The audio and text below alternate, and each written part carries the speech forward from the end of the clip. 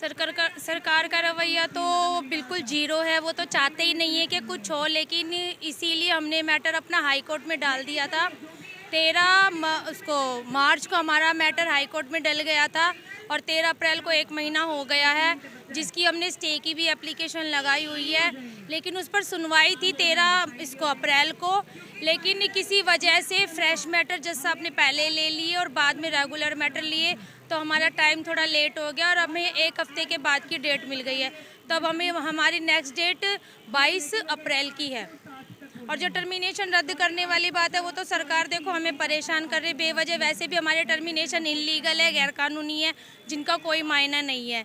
उसके बावजूद भी हमें परेशान किया जा रहा है। वहाँ पर बेमतलब की बातें बोली जाती है। सरकार का जो वकील है वो बेमतलब की बातें बोलता है, जिनका कोई सर और पैर नहीं है, ये सबको पता है। लेकिन फिर भी मैटर को थोड़ा लेट किया जा रहा है, और ताकि ये दिन पर दिन बढ़ते जाए और इनके टर्मिनेशन में थोड़ा टाइम लगता जाए। लेकिन जो हमारे वकील हैं कॉलिन सर, बहुत अच्छे हैं, बहुत अच्छी बहसबाजी हुई हैगी।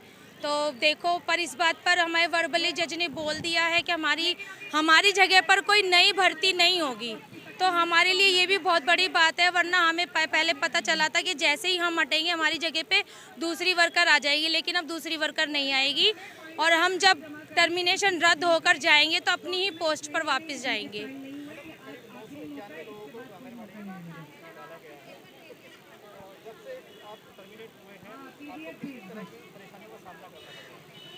परेशानियां तो देखो यही है कि सैलरी नहीं आ रही है, या जिसे जो कहते हैं मानदेय हमें नहीं मिल रहा है, वो नहीं मिल रहा है मानदेय। और हम तो चलो टर्मिनेटेड हैं, सारी वर्कर जो यहाँ बैठे हो तो टर्मिनेटेड हैं, लेकिन जो अपनी जॉब पर वापस गई है मानदेय तो उन्हें भी नहीं मिल रहा है।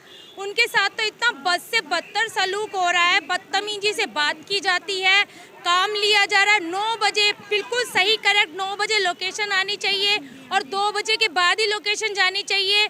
पूरे दिन उनसे काम करवाया जा रहा है, रजिस्टर के काम करवाया जा रहा है, सर्वे करवाया जा रहा है, हर तरह की सारी डिटेल डिमांड सब ली जा रही है।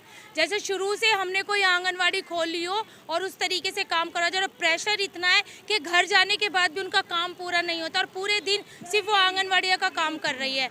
ना उन्हें जनवरी के अभी तक मानदेय मिला, ना फरवरी का, ना मार्च का, और अब अप्रैल शुरू हो गया, कोई मानदेय नहीं मिला। जबकि हमें बोला गया था कि इसमें जनवरी में हमारा PMMY का इंसेंटिव आ जाएगा, CB का अमाउंट आ जाएगा, 1 साल का हमारा फ़ोन का बिल पेंडिंग है वो आ जाएगा। लेकिन ऐसा कुछ नहीं है, कुछ भी नहीं आया अभी तक। और जो जॉब पर जा रही है, जो अपनी नौकरी पर जा रही है, उन्हें भी कुछ नहीं मिल रहा है। तो ये हर तरह से परेशानी है, सारी आर्थिक प्रॉब्लम हो रही है। केजरीवाल सरकार कह रही है कि दिल्ली की महिलाएं बड़े खुश हैं, लेकिन आप लोगों को पता नहीं क्या दुश्मनी हो रही है कि जहाँ भी केजरीवाल साथ जाते हैं उनके मंत्री जाते दल के साथ पहुँच जाते हैं। अब देखो, दिल्ली की महिलाएं खुश है, दिल्ली की महिलाओं में तो हम भी आते हैं ना, महिलाएं हम भी है। अब आप ही देख सकते हैं कितनी खुश है यहाँ पर। 31 जनवरी से हम हड़ताल पर बैठे, 31 जनवरी से लेकर हम 38 दिन हड़ताल पर बैठे। एक दिन केजरीवाल ने हमसे बात नहीं की, ना ही हमारा मानदेय बढ़ाया, बल्कि उन्होंने अपने वोटिंग के चक्कर में, वोट होने वाले थे MCD के, उनके चक्कर में हमारे धरने पर, हमारी हड़ताल पे एस्मा और हेस्मा दोनों लगवा दिया। तो अब आप बताइए दिल्ली की जनता कैसे खुश रहेगी। और जो आंगनवाड़ी वाली बहन है वो तो बिल्कुल भी खुश नहीं है। किसको बोलता है, किसके साथ वादे कर रहा है, बिल्कुल झूठे वादे कर रहा है केजरीवाल। सारी औरतें दुखी हैं, बिल्कुल एकदम दुखी हैं सारी की सारी। 8 मार्च को हमने इतनी बड़ी रैली की, क्या होता है 8 मार्च को? महिला दिवस होता है। क्या इज्जत रखी उसने महिलाओं की? जाकर अगले दिन LG ने, केजरीवाल ने और BJP ने जाकर हमारी हड़ताल के ऊपर एस्मा लगा दिया। ये सरकार है, घटिया सरकार है ये। और इस बार केजरीवाल सरकार और ये BJP बिल्कुल नहीं आएगी MCD के अंदर।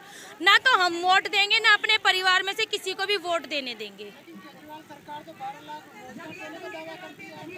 देखो जी, बिल्कुल झूठे वादे हैं, झूठे दावे हैं, कुछ नहीं दे रही है। वो सिर्फ और सिर्फ अपने MLO का, अपने विधायकों का और अपने ही कर्मचारियों का पेट भर रही है। उन्हीं की सैलरी बढ़ा रही है, हमारी तो सैलरी बढ़ नहीं रही है। अभी तक उनकी 66% सैलरी बढ़ चुकी है और हमारी सैलरी में सिर्फ और सिर्फ 10% वृद्धि की है। ये बढ़ोतरी होती है? महंगाई, एक सेकंड, महंगाई बढ़ गई है 44% से लेकर 110% महंगाई बढ़ गई है। तो हमारा क्या, हमारा 5 साल से आज भी वही मानदेय है जो पहले 9,000 था, आज भी 9,000 ही है। तो क्या हमारे ऊपर महंगाई की मार नहीं पड़ रही क्या?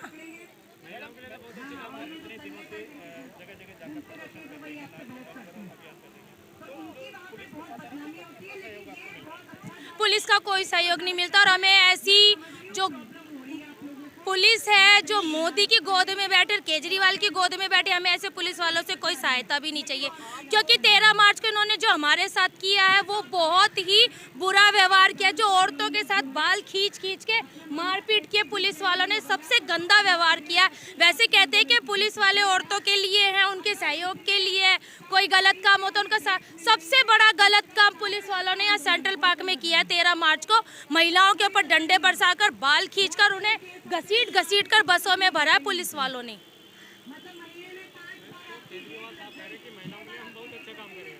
आपने भी देखा होगा महिलाओं के लिए अलग से ठेके तक खुलवा दिए। कितना अच्छा काम करे फिर भी आप लोग। तो ये तो देखो आपके ही सवाल में आपका जवाब है कि महिलाओं के लिए ठेके खुलवा दिए। इससे ज्यादा घटिया घटिया काम क्या होगा? एकदम घटिया काम है ये।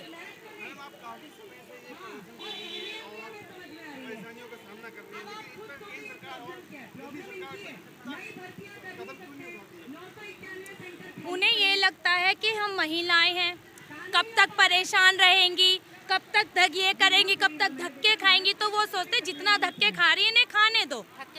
अभी उनके अगर चुनाव होते तो वो सुन लेते। अब चुनाव भी 6 महीने आगे चले गए हैं तो वो कोई ज़्यादा इसीलिए नहीं सुन रही है क्योंकि इन्हें परेशान हो रही है। होने दो, जब होगा जो होगा देखा जाएगा। लेकिन उन्हें ये नहीं पता जो हम जगह जगह जाकर इनका नाक में दम करो आंदोलन कर रहे हैं वो तो हमने इन्हें बता दिया और इन्हें भी अच्छे से पता लग गया है कि इस बार हम ना तो वोट देने वाले और ना वोट देंगे। बहुत कारगर साबित हो रहा है। जहाँ जाते पहले ही उनके उसमें ऑफिसों में ताले लग जाते, उन्हें पता लग जाता है। जहाँ भी महिलाएं इकट्ठी होती उन्हें डर बैठ जाता है कि आज कहीं हमारे ऑफिस में ना आ जाए। वो पहले ही डर जाते और अपनी कुंडी और ताले लगाकर बैठ जाते हैं। वरना जो इनके जो ऑफिस होते हैं केजरीवाल के, बीजेपी के, वो लोगों की सहायता के लिए होते हैं ना। और जैसे ही हम जाते हैं वो ताला लगाकर बैठ जाते हैं। इतना डर